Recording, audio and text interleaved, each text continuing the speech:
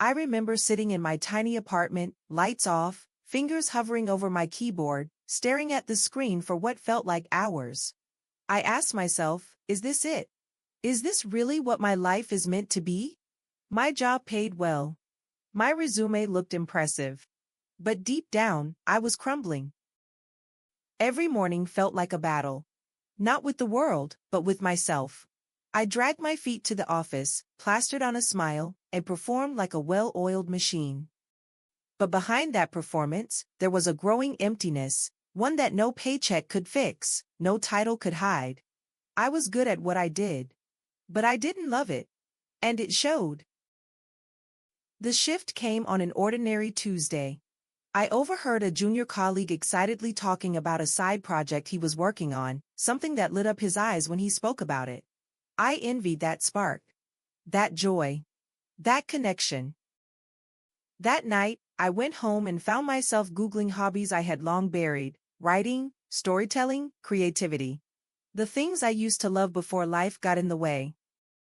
I started writing again. At first, just for myself. Late at night, in silence. Words poured out like they'd been waiting years to be freed. Stories, observations, emotions I never allowed myself to express at work. For the first time in a long time, I felt alive. It wasn't about being good at it, it was about loving it. Losing myself in it. Finding myself in it.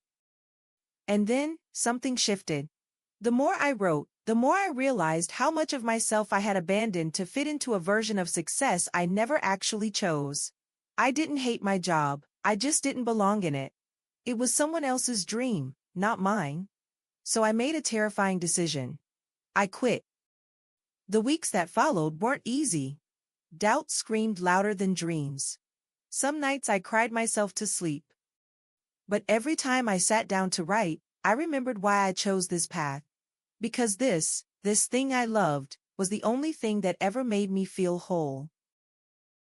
Today, I may not have the same paycheck or prestige, but I wake up with purpose. I pour my heart into every story. And even when it's hard, it's mine.